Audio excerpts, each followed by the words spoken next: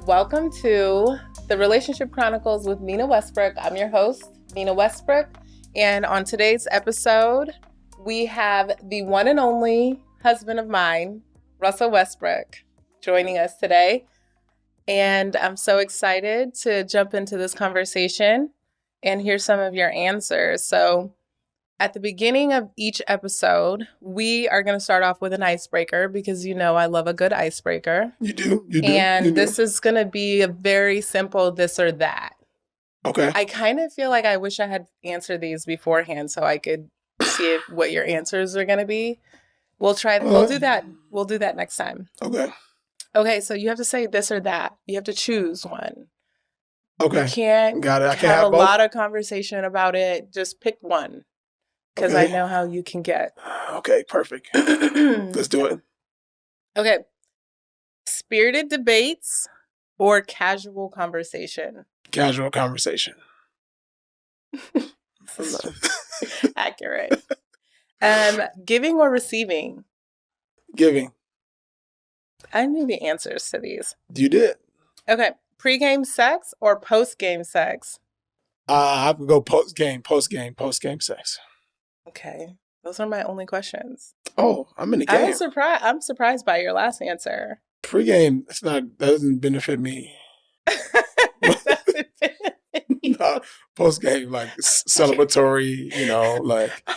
Yeah, that doesn't benefit Good to me. know. Yeah. Or if you lose, like a cheer up. Yeah, I could cheer up. At least Okay. I go to sleep feeling better about myself. Good to know. I'm surprised I didn't know the answer to that Yeah. one. Okay. So today we're going to talk a little bit about how we met. Oh. I feel like we've shared bits and pieces of our story, but not like the full blown story. And I think it's kind of interesting. And I'm going to ask you a question. I'm going to ask questions from my cards because these were very well thought out. And I want to know I'm genuinely interested to hear what you're going to say. It's probably going to embarrass me. But, okay, I'm ready. All right. So our love story started at UCLA. Take us back to the first time we met. What were your first impressions? First impressions. I saw this young. I was young. He was young. You know what? You were surprisingly kind of quiet. You wasn't talkative, which that was attractive to me. That I was quiet. Yeah, anybody that talks a lot, too much attention to himself is not my style. Well, that kind of talking a lot. Yeah.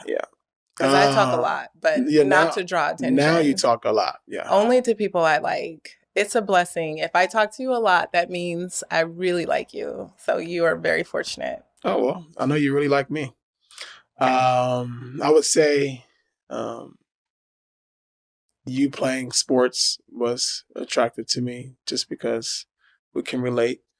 What else? First impressions. I think that was it for me. I was quiet and I played sports. Yeah, you being quiet gave me a little mystery about you, so I can learn a little more about you. Mysterious. Yeah, a little bit. A mysterious 18-year-old. Yes, very much so. Okay, amazing. So fast forward to our relationship, from dating to kids. Sheesh. What's been the evolution?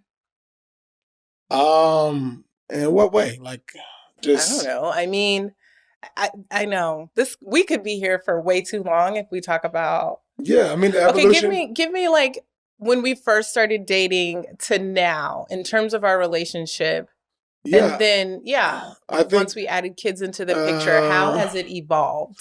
I think the evolution of relationship has changed when things have happened in each of our lives. I think I was in college. I was there with you for a year. I left, Less than a year. Less than a year. Left, went off to the NBA, so that was a change. So we're doing long distance for, a couple of years. And then finally, you moved to Oklahoma. We get engaged before then, moved to Oklahoma. Then I moved to Oklahoma before we got engaged. Yes, you did. I moved to Oklahoma.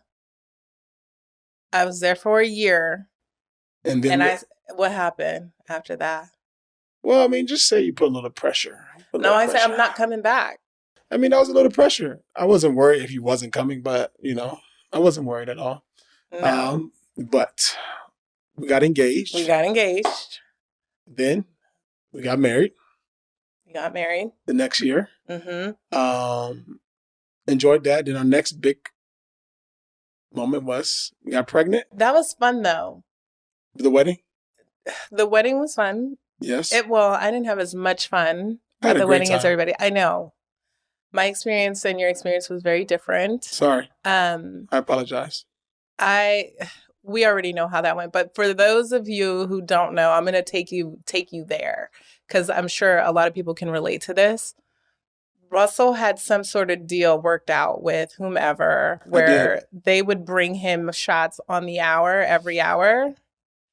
And so he was quite lit. Yeah. For our wedding.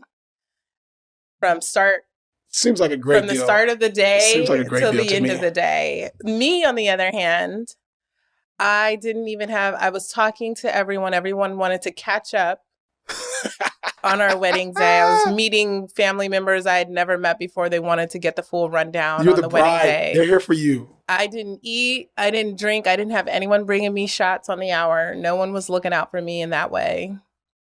And I had fun dancing. I had the most fun dancing because we love to dance. I feel like we've always, even from the beginning of our relationship when we were young at UCLA. Dancing is a part of our relationship. Yeah, we used to be dancing. We used to be like at the parties, making out. We were doing a lot of those things. We were so extra. So evolution to... We got married. That was fun. Traveled a lot. Traveled. Freedom. And then freedom stopped. Then Then the freedom stopped. I feel like it was fun. Our troubles then, I feel like were big to us. Pretty significant. Yeah. I would say one of the main challenges, what was one of the main challenges we had in like our first year, you think? What was marriage? Yeah. I think the combination of just getting adjusted to being married. It didn't really change much in our relationship, but just getting adjusted to being married,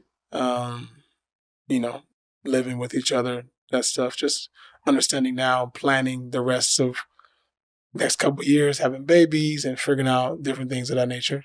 But I feel like for me, one of the big challenges was trying to still building and working on my career and establish myself and juggling work, supporting you, and all those types of things. I feel like I wasn't quite sure who I was going to be, what I wanted to do.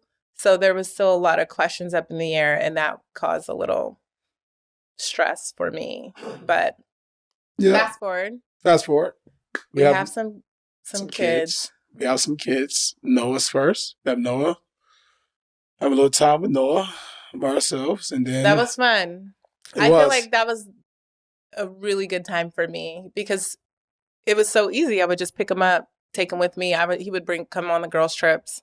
He would I would strap him on the little body thing, go through the airport.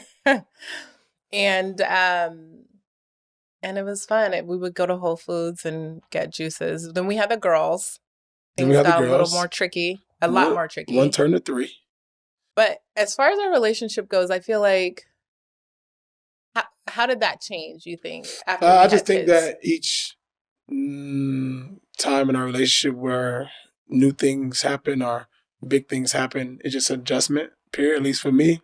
Just understanding now having kids, being a father, now you being a mother, now we added more kids, now being a father to all 3 kids, and also career, making sure that, responsibilities has changed. I just think that all it takes, but our communication was there, but there's always a little bit of rockiness throughout those processes. But through adjustment. Yeah. What does that look like for you? Like, what is adjustment? What comes along with adjustments? I think the biggest thing, adjustments, that comes to me as sacrifice. I think when you're making adjustments, you have to, especially in a relationship in ours, just have to sacrifice things that you may like, things that you may want to do, things that you have done in the past. And I think when you make an adjustment, you got to be able to sacrifice. Okay. I feel like I'm going to skip a question because this segues into another good question when you're talking about sacrifice and adjustment. Yep. Let's talk about conflict resolution. Okay. And how our styles, well, I want to know how you think our styles differ and how we navigate conflict resolution. Yeah, our styles are different. Our styles are different. I mean, based on the conflict, for me, I think you are like head on going. What are you doing with your hand? This is about to be my head on, right? That's my head on thing. I'm tackling things head on. Yeah, you're like, I don't care who's involved. This is my point. This is what I'm saying, and I don't care. This is right, and I'm standing by it, and I don't care what happens. Whoa. That's you. I don't like that description. Well, you are like, okay, maybe not that aggressive. Okay.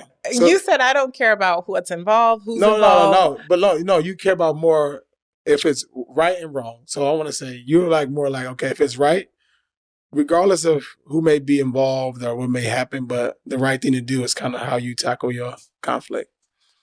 It's like I'm always going to err on the right, on the side of justice. Exactly. Yeah. Now, me on the other hand, I'm a little more passive. I kind of try to, work my way around some conflict based on what the conflict is. I have a little different approach than you, but I think that's what makes us great. You have your approach, I got my approach, and then we somewhere in the middle figure out the best way to do something. Well, what is your approach aside from being passive? I try to hear everything out and see all possible, situations or outcomes, and then react. Okay. But I wasn't always like that, but I got better at that. I like how you put things in relation to you. I'm gonna put a disclaimer out there. I feel like the way you described me is not as accurate. That especially is accurate. into like today. Conflict. Figuring out conflict, you're like, okay, if something happened to me, you be like, okay, well, I don't like what they did. It's not right. This is what I'm coming at.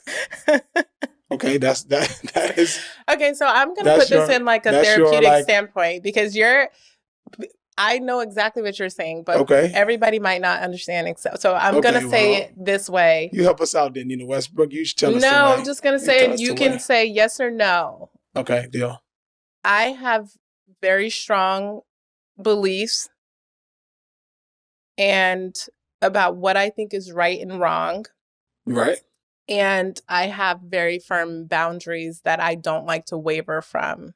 Yep. And so if I believe something is unfair or unjust, it's very hard for me to process that. Agreed. And I want to figure out how to make it right. Agreed. It doesn't matter who's wrong or right. It's gonna be whatever is right. And usually it's about the kids. Agreed. Which has made it easier for us. Easy. Like whatever's better for the kids, that's what we do. Mm-hmm. It takes us a little time to get there sometimes. But yeah, I agree. Do you feel like that's accurate? I don't want to put words in your mouth. But that's a realm of what I'm saying. It's the same thing. Yeah. Yeah, that's right. I know you so well.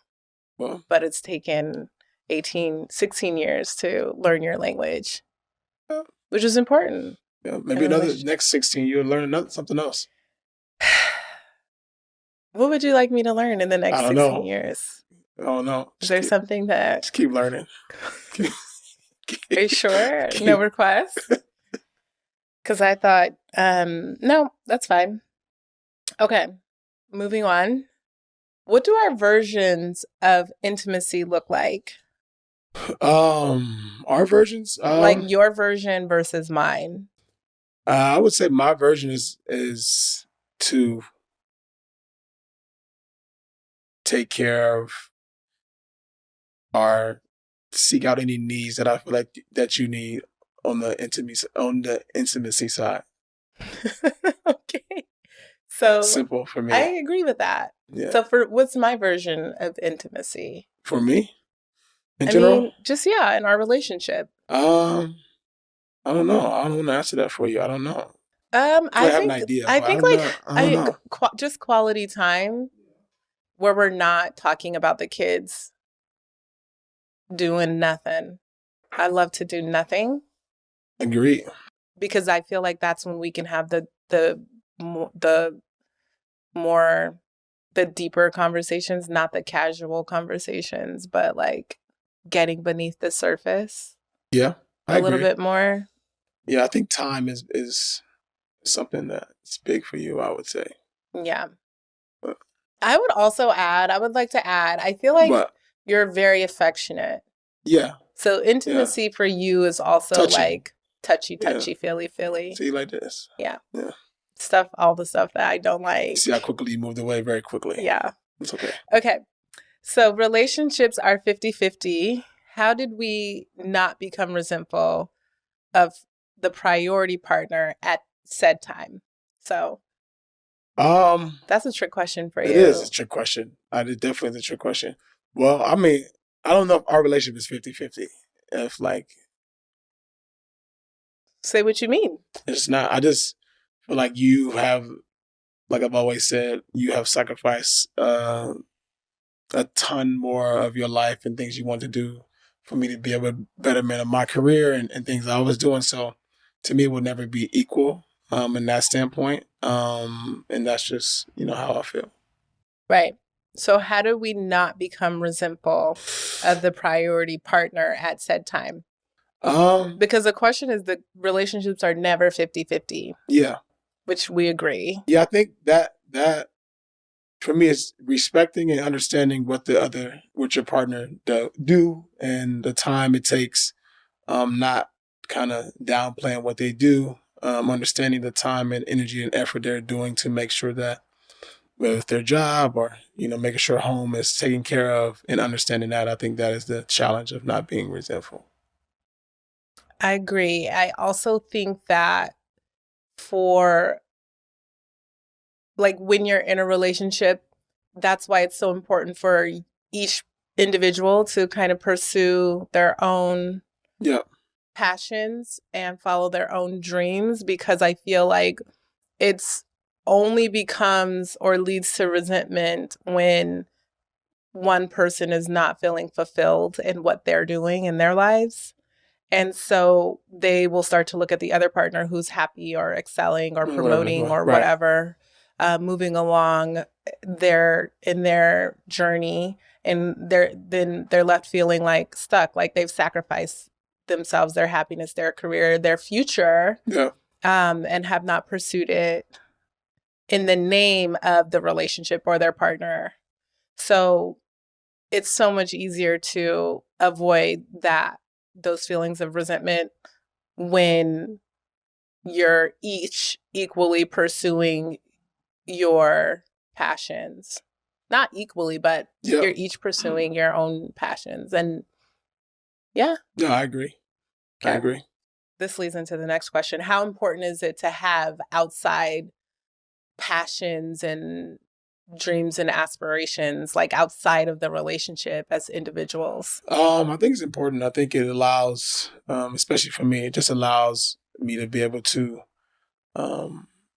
be creative, use different parts of my personality in other ways that I may be missing at home. I think it's just great for relationships, so you're not just at home all the time, or just being able to have your hands in other things allows that to be, positive in a relationship. So I love that. Yeah. Like, I'm a firm believer that not one person can be everything to you.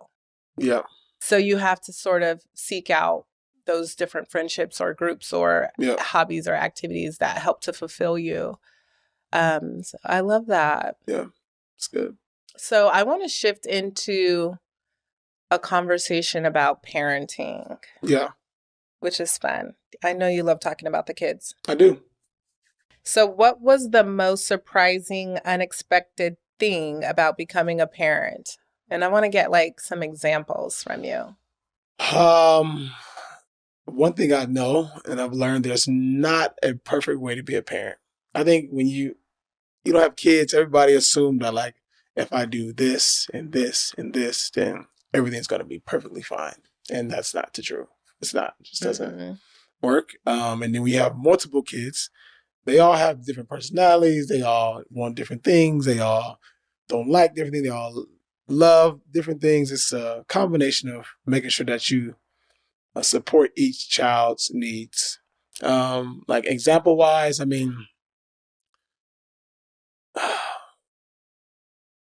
if for Noah, like Noah is, he's so creative. But like one thing I learned as a parent is like 1 week he may like Toy Story, and then a week later he likes snakes. So Which like, is why I tell you don't let him pick his theme for his birthday. you're right. So like I've learned that it's like, well, okay. It's like, oh, okay, my son likes Toy Story. Cool. Let me get him Toy Story. Then I bring the Toy Story back. It's like, I don't like that anymore. I want a snake. Oh, okay. No snakes. Or I like basketball now. It's like, so it's just like it's like an ongoing thing. So with kids, I just kind of just go with the flow.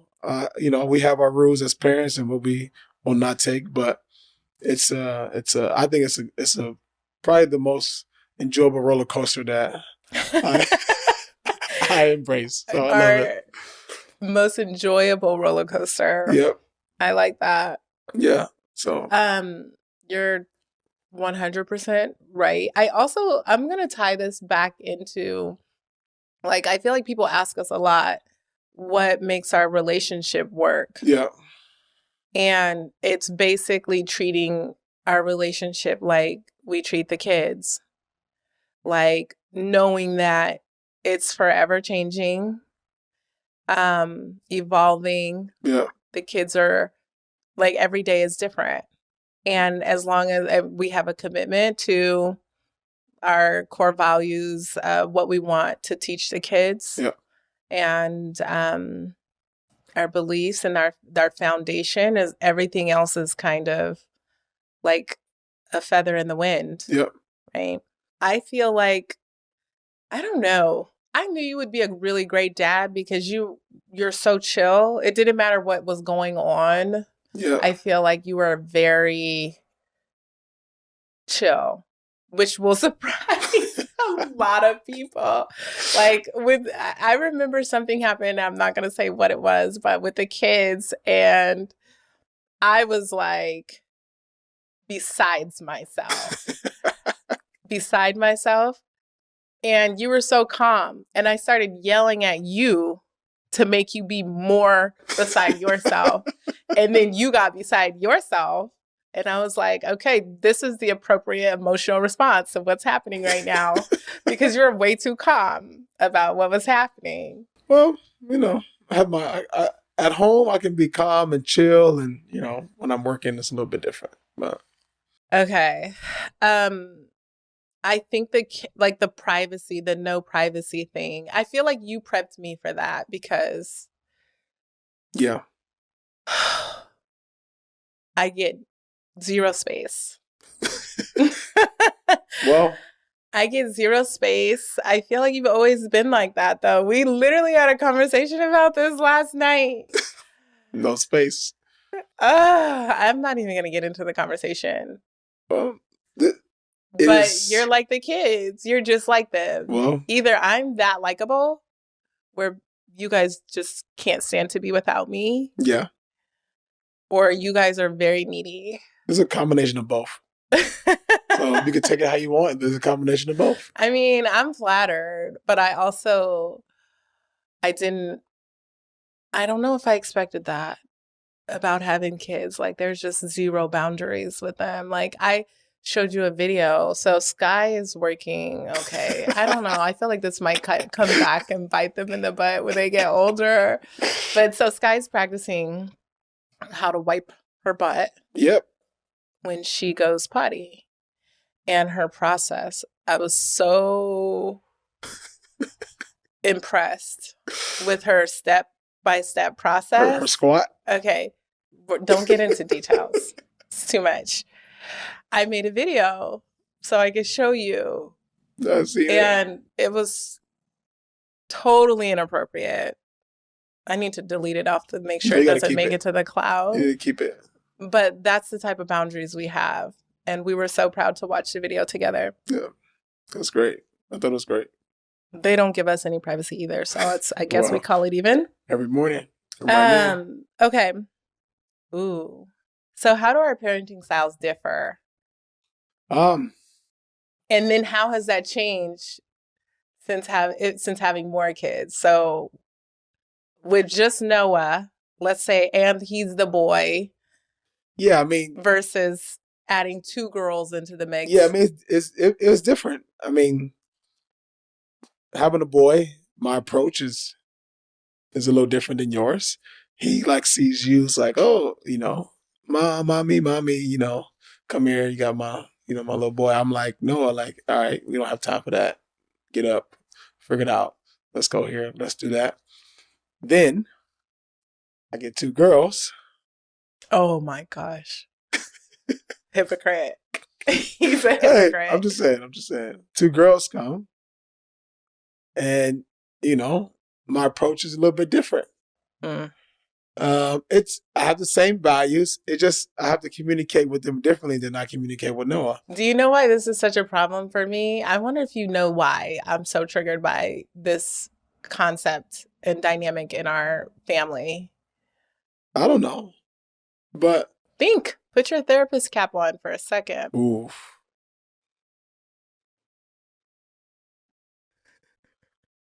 Oh my gosh. Is that like hard? Okay, so I'm the only girl. Oh, you talking about, okay, yeah. Well. And I have 3 brothers. Yeah. And in my house, I was given different rules. It's a natural thing. No, but what do I want? What do I live by? Yeah, everybody's equal and, justice and fairness. You were fair. So that was not good for me. And this is why. Look how great you turned out. Look at you. Okay, let's talk about. Just saying. Just saying. Okay, let's talk about our difference. Talk about our difference in parenting styles now. Yeah, I just think that I've done a lot of work on myself. And I sometimes use that as an excuse, just throwing that in there. I just think that we have a great dynamic of knowing, how to parent the kids in certain situations. Mm-hmm. I would say which parent is better at handling certain situations or whatever that may be. You said you wouldn't say? I would say. I would. Like we're better at different things. Yeah. Okay, I agree. So I think it works well, especially with each child, because each child is different. Got to be parented a little bit different and talked to differently. So I feel like we have very similar. We do. No, parenting styles. No, I agree. I just think that in certain situations I'm a little more patient. You're more tough love, though. I am. You pick and choose. You're flip floppy. No, but prime example. I'm gonna give an example. I'll give an example. When we're sleeping, I have a lot more patience than you have when you're sleeping. Oh, I have 0 patience. Don't come waking me up. Exactly. Don't do it. So when the kids come wake you up, I know. Step in. You're so patient. Exactly. In general, you are the more patient parent. Agreed. So my approach is a little bit different as it pertains to patience in the middle of the night, waking up, sleep, whatever that may be. Yeah. Now, if the kids get hurt. That's where we differ. So the kids get hurt, or Noah's like, your approach is more like, let me make sure. And I'm like, Noah, yeah, he's fine. Get up. He's going to be okay. And you're like, have a different approach, which is okay. Even so one of the kids gets in trouble. Right. And they're screaming and crying over something that they did. They got in trouble. Right. I want to hold them. Yeah, I don't want to do that. When they're in distress, I want to hold them until they calm down and then talk about it. This is me when I'm patient. That's why they run to you. And you want them to scream it out because no, we're not going to like baby you just because you got in trouble and now you're mad. And so that we differ. And we always kind of like, I'm always just sitting around anxiously waiting for you to let me go. The kids, like the kids. They gonna run to you anyway because they know that I'm not about to sit there and be like, if you did something wrong, then you could cry it out, and when you're done, then we could talk. Okay, what was our last? And then we probably have to move on. We could be talking forever.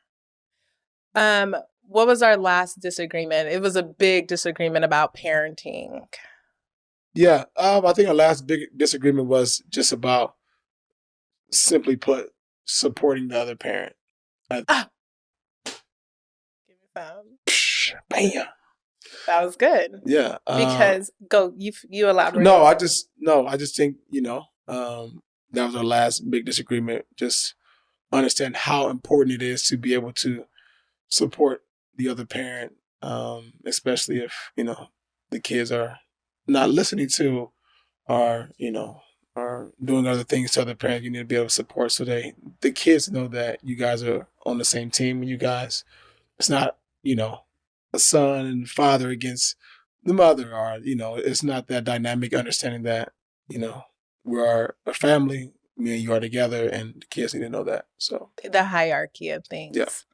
Which in turn creates more comfort in the kids. It feels less chaotic when they know the parents are aligned and what one parent says, it also goes for the other parent, not to go back and forth between. Wow. I'm so proud of you. You did a really good job explaining that. I don't even need to follow up. I feel. All right. My therapist hat was on. I'll take it off. Taking the therapist hat off. Oh. Okay. Put on your elephant hat. Okay. So elephant is my favorite. The story behind this, my favorite animal. Yep. Because an elephant is so protective, family oriented, and strong. And I feel like I don't know if I want to share this. It's got to be like a surprise. Anyhow, so Russell's my elephant. I got a tattoo of an elephant on my arm as a representation of Russell. Without getting into the deets, what tattoo animal? What's my animal? Just say what it is, because I like. It's a wolf. Yeah, that's me. Okay. Wolf. Last question. What are your fears and hopes or goals for us as a family? Fears, hopes, and goals. Hopes and or whatever you feel like sharing. Hopes. I really hope and dream that each, even in our immediate family, our bigger family, I just feel like I want everybody to be the best version of themselves as we live in this world of so many things changing, so much stuff happening around, so many things that are out of our control. I think for me, it's making sure that, our kids, you, myself, we live to be the best version of ourselves, and, do great things to help other people out around the world, inspire them to do other things so that it's a trickle of down effect. So the next person can be better people, understand the values of that. And that's kind of what I feel like is the dream of mine. That's great. I feel like that's a very you answer, because it's never just about us. First of all, it's never about you. Yeah. And it's never just about us as like an immediate family. We have so many friends and such an extended family and network, and you have so much passion for your community, our community, and it just shows in everything that you do. You're an excellent, wise beyond your years father, husband. It's kind of crazy because You're literally like a unicorn. I say that all the time because there's just not another person who can do all the things. And I get why you are so crazy. Because if I had all that stuff going on in my head all the time, I would be crazy like you. But I have good boundaries, so I don't. Yeah, you're not crazy. No. This actually turned out to be a lovely conversation. Thanks for having me. It's my pleasure. You're very welcome. Let me see if there's anything else. Well, I think the biggest takeaways from today's conversation, like as you mentioned, there's no right or wrong way to parent. Well, there might be some wrong things that people can do, but over like generally speaking, what's best for each child and each family is to be determined by the parents or the caregivers, and there's no one way to be an excellent parent. Agreed. I also feel like we talked, another theme about this conversation was about being an individual and a relationship, and how fulfilling our individual goals and dreams have helped to make us stronger and better as a couple in our relationship. Yep. Anything else am I missing? Nope. Only thing we're missing is how great you are. We don't have to do that. Oh, well, too bad. We're going to do it anyway. Because it's my show, so well, people don't you're know the guest. How amazing you are, so we got to make sure that we understand how great you are, how many great things you do as a mother, as a therapist, as a businesswoman, as a wife. So we want to make sure that we understand and grateful for the great things that you do. So thank you. Yeah, I appreciate you. You're welcome. Thanks. And then the tunes come in and then we do the little dance out. Yeah.